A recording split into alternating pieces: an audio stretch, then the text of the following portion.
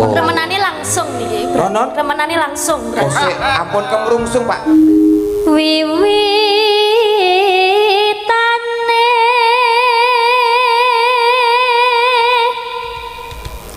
handerek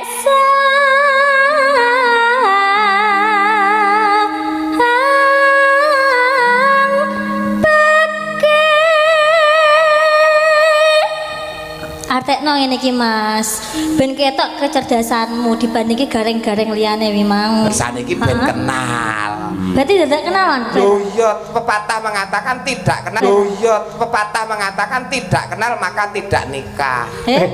Tidak sayang. Lho wong kenal kok mung disayang tok iki lelaki apaan? Wong Lah nek ditengi tok piye? Loh. Banyak terjadi wi, terus ngono iki piye? Ya wis tak. Berarti wong lanang sing kebangetan ngene dudu wong wedok. Ya padha kae wong wedok. Lah nyapa wong wedok? Lah kok apa gelem ditengi? Lho, wong tegas antep nang rasa hatimu tresnaku tulus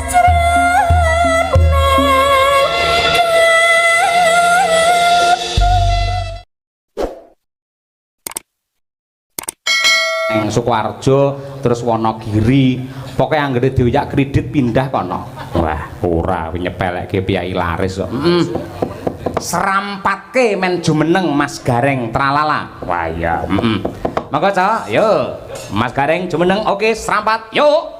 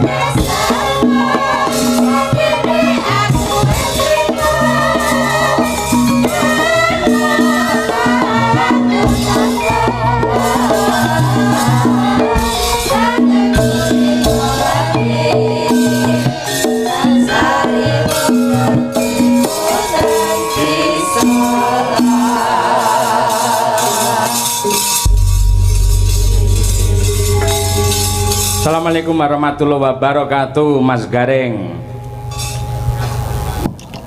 Waalaikumsalam warahmatullahi wabarakatuh Pak Dalang. Alhamdulillah sehat nggih Mas Gareng. Awit donga pangestu Pak Yoyo kula sehat walafiat jasmani rohani Pak. Alhamdulillah. Jasmani karo rohani enten bentene to bab kesehatan. Benten. Bentenipun. Sehat jasmani niku perangane badan. Nggih. Nek rohani niku tentang kejiwaan. Oh ngaten. Jenengan yen kon milih salah siji pilih sehat jasmani apa rohani?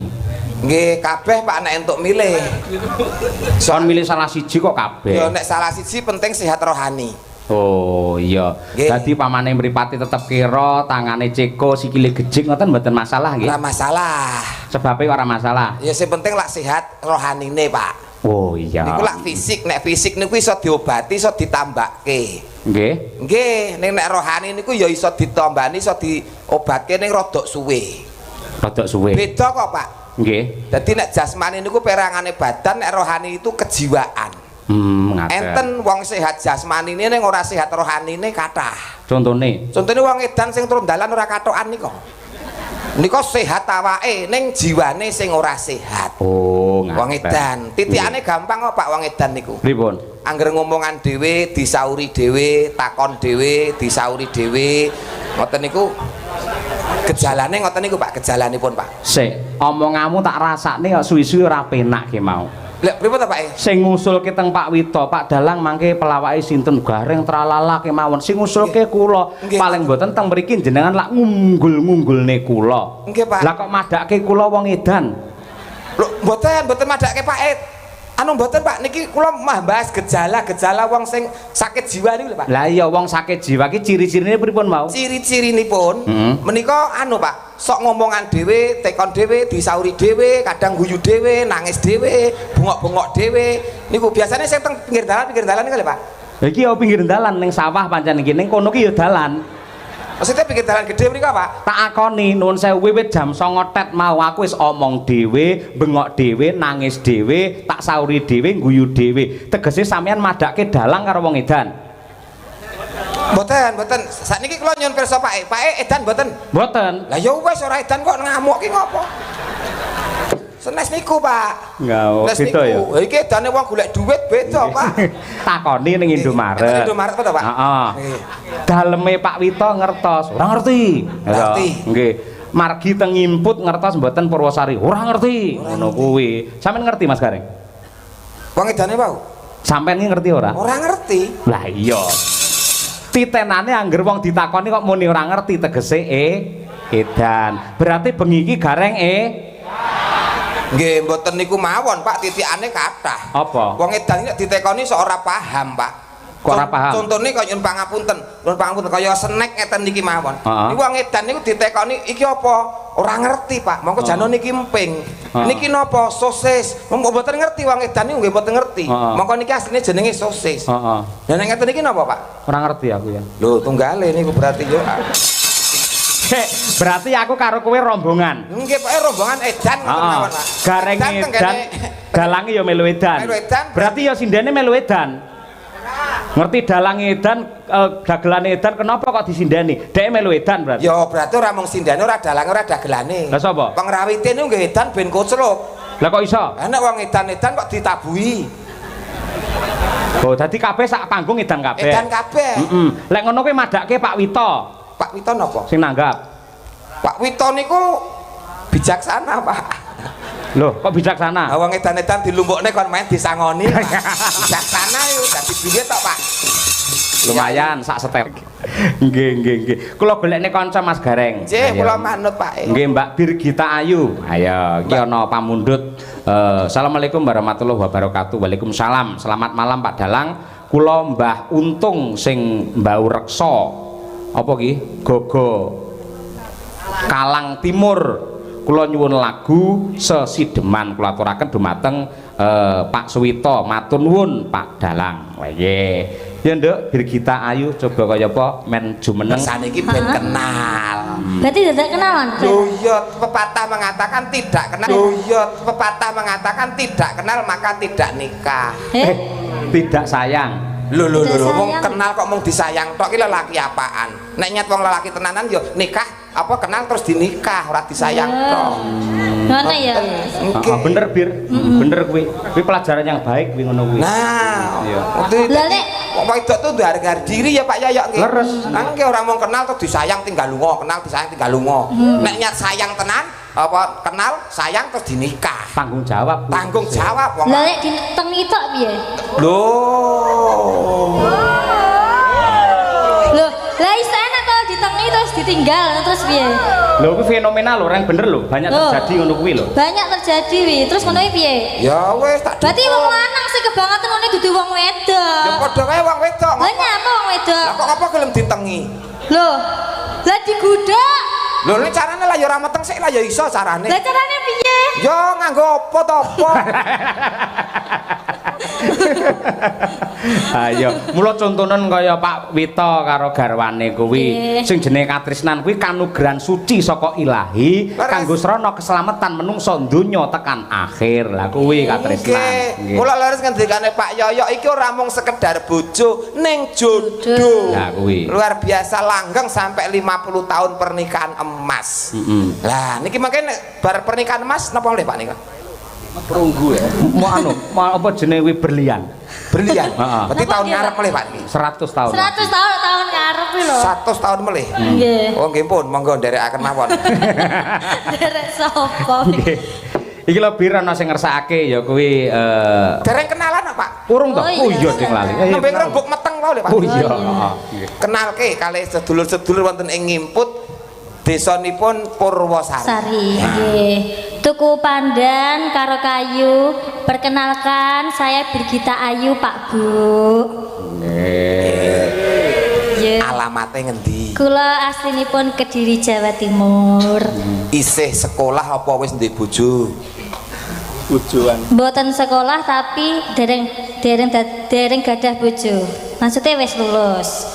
Oh, maksudnya wis sarjana. Sarjana Rampung seni. sekolah. Ning urung duwe bojo. Dieling-eling. Apa? Engko nek kenal kudu disayang terus nikah, ora entuk meteng. Dieling-eling. Dieling-eling. Iya ya. Eling-eling. Aku wajarana ya.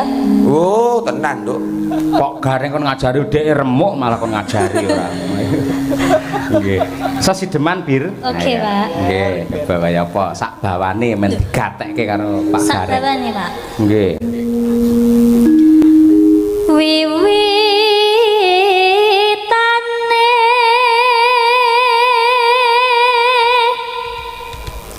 anderek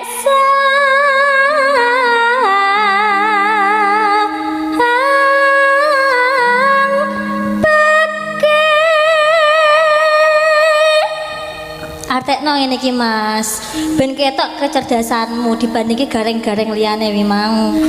Ayo. Priya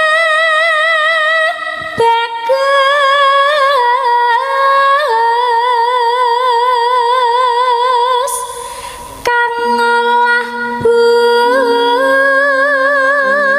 budaya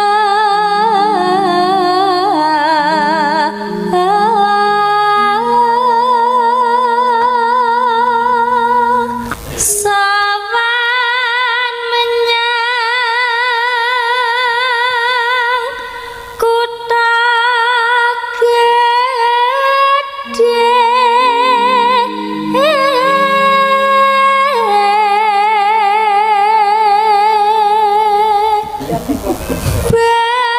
Bendera terus kayung yon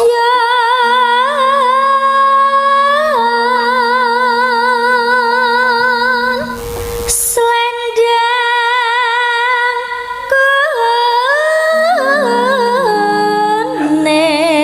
kuning kang saking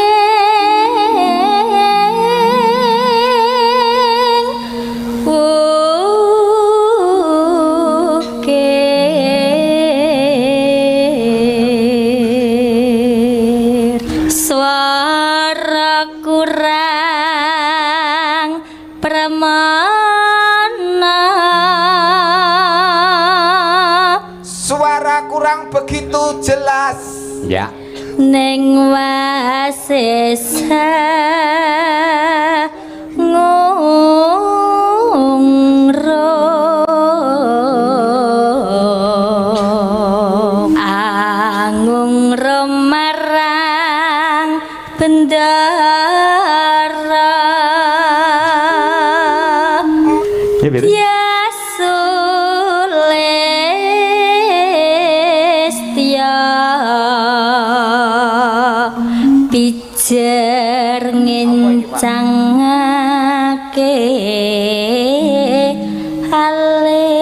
alis Terakhir, yuk. terus no sesideman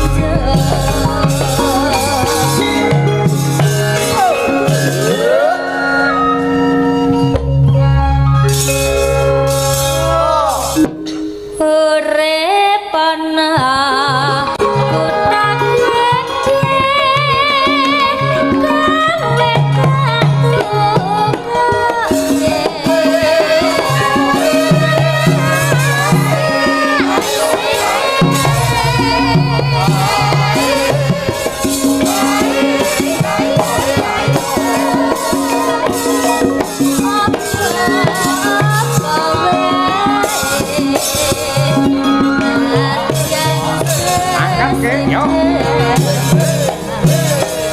Oh.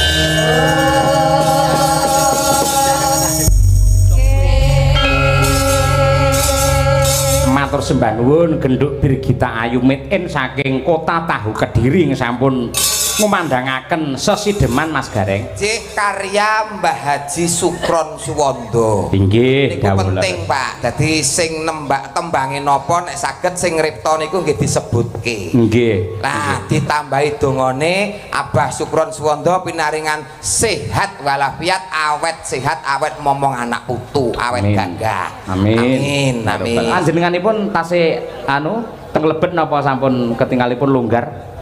Oh taksi. Oh sampun longgar. Nggih. Alhamdulillah. Sampun siap. Nggih, menawi longgar nuwun sewu dumateng pepunden kula Bapak Purnomo Hadi mriki pinarak wonten ing pepanggungan. Amin. Monggo. Kono Seda Sakinah ya kono monggo. Oh. Nggih. Pokoke penting niku golek wong ayu, lintang asmara kagem sederek dos. Wah wis ganti ta lagune Pak. Wah, biasanya jambu alas kok lagi. Munggah nang lintang asmara. Apal wong kula sedulure Pak, sedulure. Monggo Pak. Ya iki Nduk sing warga anyar iki Mbak Mutiara ya asmane. Pangapunten Pak Yoyo. Nggih. Napa mboten kersanipun Bapak anu ingkang ngersakaken piyambak ngoten nggih, Bapak biasanya kan pekewo. Oh, pekewo yo duwe.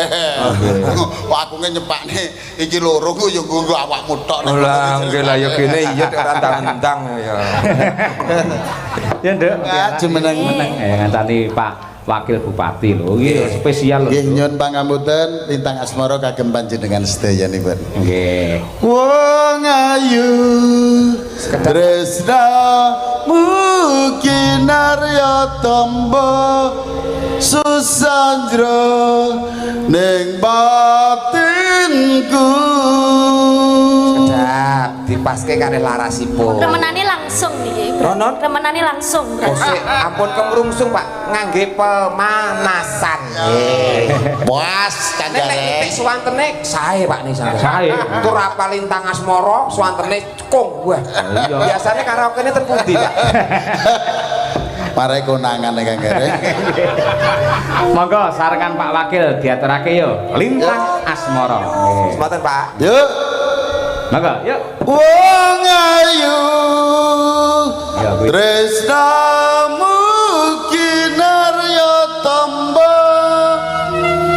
susandra ning batinku. Ayo, Asli, Nduk. Wong bagus antep narasa hatimu tresnaku tulus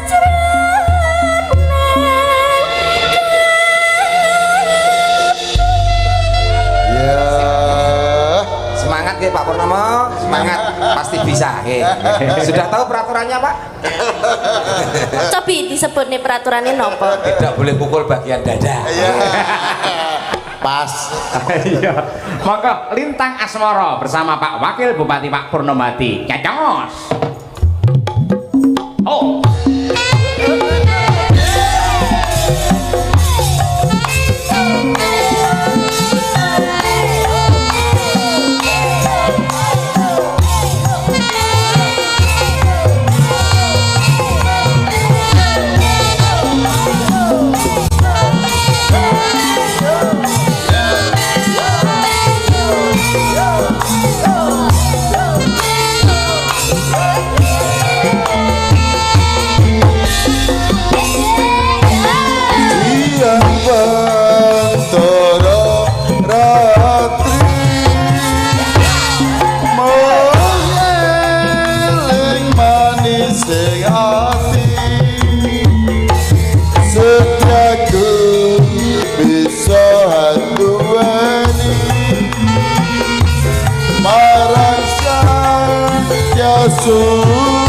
Janji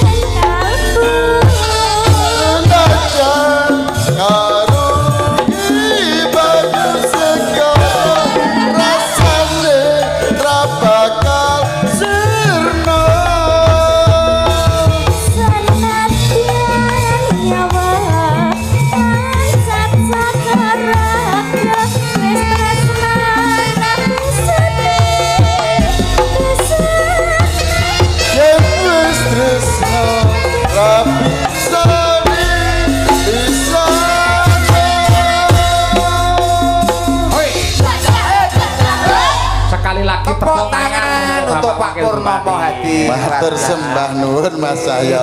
Ya Jan, ngajeng keluarga Purwosari niki rasane wayem. Nggih nggih. Estu to, Pak? Saestu. Lah pripun? Dan ya gredeg. Pindah Purwosari mawon pripun? Ya aja akeh dilantik dadi wakil bupati Madiun kon pindah. Mriko tetep mriki nggih tetep ngoten Pak. Penting Mas Gareng kaya awor karo Mas Gareng ayem. Ayem Pak. Awur wong mampu niku ayem. Tiara wis salim kali Pak Wabuk dereng. Dereng. Sungkem. Tenan niki kok pokoke tinggal. Napa niki? Lho, wong jeneng Gur sungkem Oh ya Allah ya Allah ya Allah. Biasanya nek putih-putih ngeten iki lebetnya enten isine. Mboten niku kosong blok. sungkem melu nduk. Jenengan nyobi, jenengan nyobi. Pak, bekti sungkem kula, Bapak sehat selalu panjang umur kakar Amin. rezeki sak pepadhan. Iya. Penting Pinaringan slamet anggenipun makan ya rampung Iya. tutup boten wonten arangan sungkan menapa. Wonten lepatipun kula nggih nyuwun pangapura nggih Pak. kena nggo sangu rabi neh reng. Angsal napa, Pak? Hah? Angsal napa? Entuk donga. Teraki musik. Nggih, ngersakaken sambal kemangi Roro Jonggrang. Sekian, terima kasih. Sembah nuwun, sembah nuwun. Iki Lestari, ayo Nduk, Winong Nawangsih karo Mbak Tri Hastuti coba kaya apa? Wis siji-siji saiki ganti loro. Monggo Mbak Winong kalian Mbak Tri. Mbak Tri Astuti. Nggih, nggih. Nah, Kagem piye? sepot Pak. Sinden Madangkara piye? Saya Pak sip-sip Pak. Ah ya. Seneng kayak Iki gendut tiara iki cah kok Narga ta, Nduk? Sama ning Sama dalam dalam. itu. Nggih leres saking Pundi? Badekan. Oh Mbak Deka. Cah Mbak Deka. Bau sanjange warga anyar padahal kula pun pribumi mriki lho. Oh, maksudnya anyar ning Madangkara. Nggih. Oh nang Madangkara anyar. Nggih. Oh, ya betah ya Nduk nang Madangkara. Lah napa kok ngoten iki lho? Yogone bagus-bagus kok. Wis nggih jan lho. Ya. Bagus-bagus enem-enem sedaya. Madangkara ki nek yoga apa tuwa langsung diyasinke kok. Ya ora kaya. Nggih. Kowe Anu betah. Pak Edalang nggih. Nggih. Asmane Pak sinten? Pak Marsudi. Oh, jenengan. Gusti Allah delondong Kenapa? Marsudi ae iki. Kenapa? Masalah Tenar, Reng? Lah halah. Jenengmu si sapa Nduk kae? Sinten Pak Mau? Tiara, Tiara. Mutiara. Gusti Allah Mutiara Kenapa? nek Marsudi. Iki bapak, Nduk. Lah, nggih to, Pak? Marsudi lak mau meneruskan perjuanganku. Walah. Ora. Dene bapak ya nyangoni kok. Ah, laki. Nggih. Nyangoni Laki golek, monggo. Nduk, laki golek. Aku ora mbok pakmu ora apa-apa. Winong iki saka Tulungagung. Tulungagung, Ya, Ji. karo Mbak Tri Astuti coba berdiri berpacu dalam melodi. Melodi, biar tak asik. tang. Oke.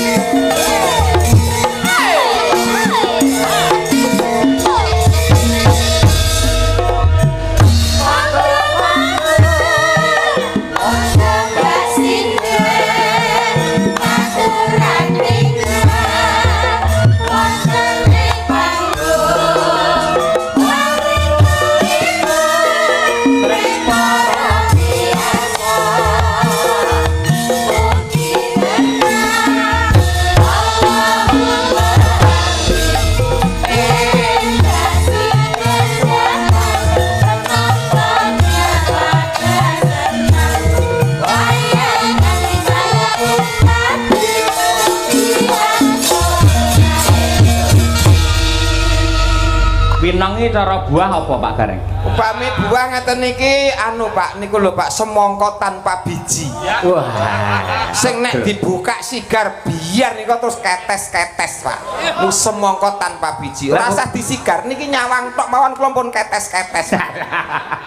Lah iki genduk putrane Pak Marsudi iki cara. Anake Marsudi niki apel Pak. Apel. Apel Washington. Wah, sing abang kae. Wabang, nek dibuka wabang terus empur ngoten niki Pak. Wah iya. Mbak Birgita cara buah. Birgita niki gandeng dhuwur dawa niki jenenge pisang. Pisang. Australia. Iya. Bu Kesi, awas elek tak kaplok. Bu Kesi cara buah apa? Bu Kesi menika umpami buah sing paling mahal. Apa kuwi? Nggih menika anu Pak, duku ingkang saking Amerika diblaster kalian Jerman, kalian Polandia, kalian Blasterane kok akeh men iki. Pak, nggih. Pokoke sae to, Pak. Nggih. Bang Mulir Ranggo ndas pokoke Blasteran Ambon karo kepok anak-anak kluthuk ya kuwi. Oh, niku lak blasteran nggih. Lek Mbak Tutik cara buah. Aku. Lah, niki buah sing nggih kesehatan, Pak. Apa kok? Pace. Sik tak urus. Nek pace iki ada istimewane lho menurutku. Enak istimewane enak. Walaupun dia itu ketoknya diambuki sengak ora enak. Sengak jane ra enak. Aja meneh kok diambu, dicedhaki wis kudu mungkuk-mungkuk kok. Pace iki.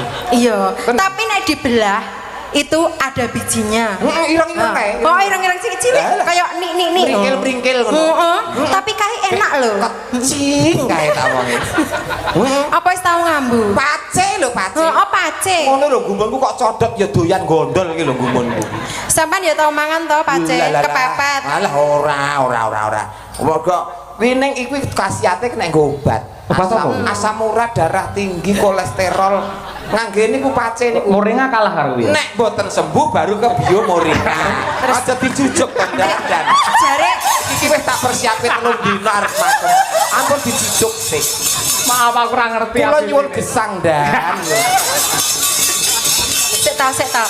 Jaremu pace kae ndek kan sampean ngomong, duwe penyakit kencing manis. Dimene pace ya mari to sampean. Mari. Tahu kencing manis to? Tahu kencing manis ki 3 tahun Pak kalau kencing manis. Masalah. Kan teh gawe niku kula ya ratu gula, Pak.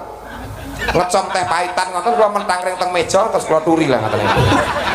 Terus Kencing manis sih penyakit kok malah dituri ora. Mbah wong nyatane ya manis. terus urip ya, saiki urip ya emangnya. Urip nang anggere kena kipas angin mati meneh. Ayo tunggale kae lho. Iki nong kulino ndelok film malih to takon. Apa? Iki ben takon. Ini arep agereng takono.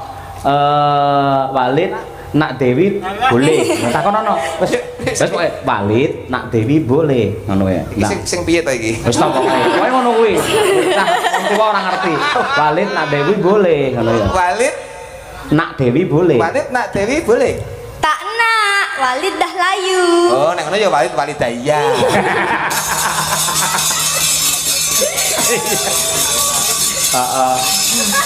Coba Lestari mundut saka Piye to Pak?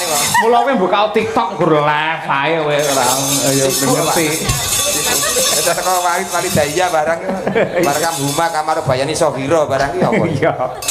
Nggih. Pamundhut saking Bapak Kepala Desa Lestari, semoga terjalin kerukunan yang hebat penuh dengan gotong royong warga masyarakat Purwosari selalu lestari. Oke. Purwosari beda pendapat ora pegat. Betul. Purwosari beda penemu ora padu. Leres. Purwosari beda pilihan ora bakal rusak sing bebrayan. Tepuk tangan warga masyarakat Purwosari.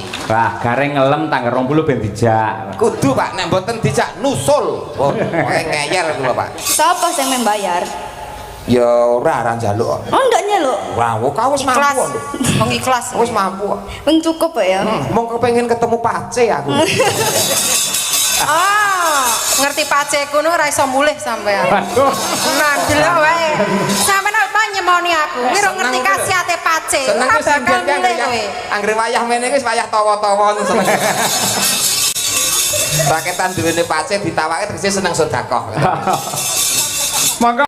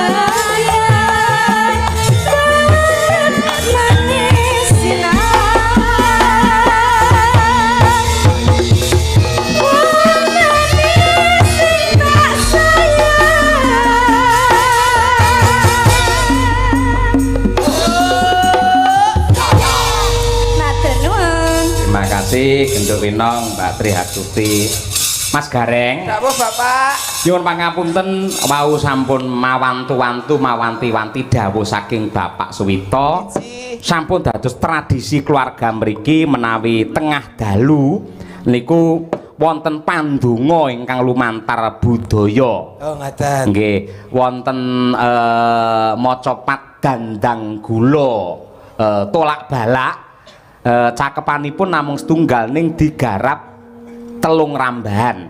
Dados ingkang setunggal kalih niku bawa mangke ingkang angka 3 menika dipun palaraken. Ngaten nggih. Dados nuwun sewu kalian ndedonga sesarengan ngestakaken dawuhipun Pak Suwito wiwit saking Bawa Rumiyin Putri. Nah, saking Mbak sinten Bu Kesi? Mbak Lia. Nggih, sair yang kedua saged Bu Kesi. Ketiga Kakung Palaran. Ya, pandonga. Tolak balak. Monggo. Ana kidung rumaksa ing wengi teko ayu luputa ing lara luputa bilahi kabeh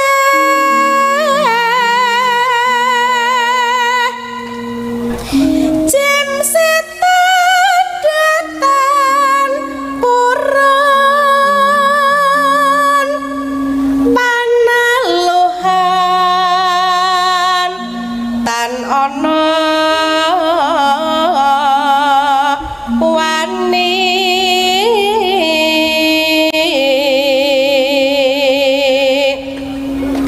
miwah panggawe Allah gunane wong luput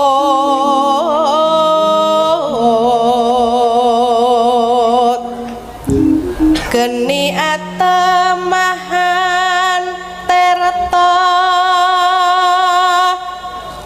maling adoh tan ana ngarah ing mami guna tutupan sirna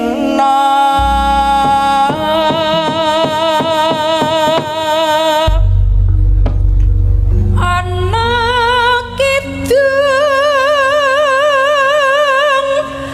rumeksa ing wengi teko ayu luputa ing lara luputa bilahi kabeh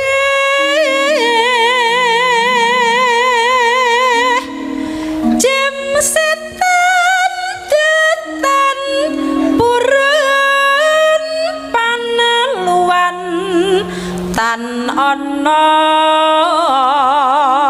wani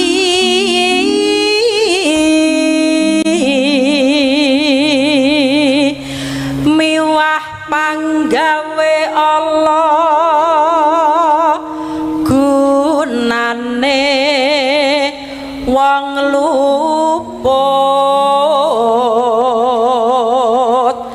geni atemahan tirta maling adoh